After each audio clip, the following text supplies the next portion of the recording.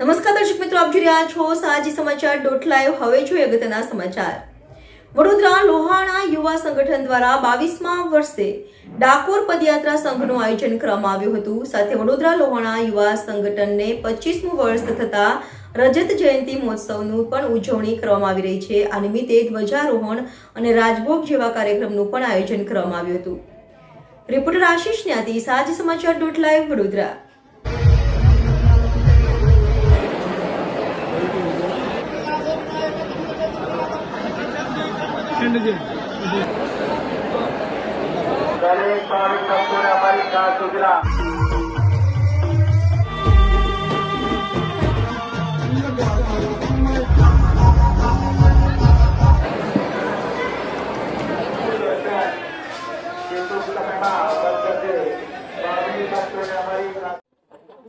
વડોદરા લોહાના યુવા સંગઠનની સ્થાપનાના 25મા વર્ષે અને રજત જયંતિ મહોત્સવના વર્ષે ડાકોર પદયાત્રા સંઘ વડોદરા લોહાના યુવા સંગઠનનો કાર્યક્રમ છે.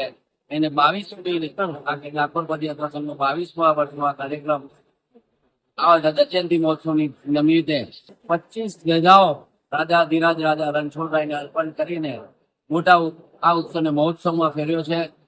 3 દિવસથી તારીખ 3, 4 અને 5 જાન્યુઆરીના રોજ મોટી સંખ્યામાં પદયાત્રીઓ જોડાયા. આગલા દિવસની રાત્રે ખૂબ જ સુંદર ભજન સત્સંગનો કાર્યક્રમ થયો અને આજ રોજ રાજભોગ, ધ્વજારોહણ અને ધ્વજારોહણનો પણ બેન્ડ બાજા સાથે ખૂબ જ મોટી સંખ્યામાં 1200 જેવા જ્ઞાતિજનો જોડાયા છે. એ પ્રસાદીનો લાભ લીધો છે. વડોદરા લોહાના યુવા સંગઠન આવા સુંદર કાર્યક્રમો નિરંતર આપતું રહ્યું છે. અસ્તુ. જય જલારામ, જય હિન્દ, જય ભારત, જય રણછોડ.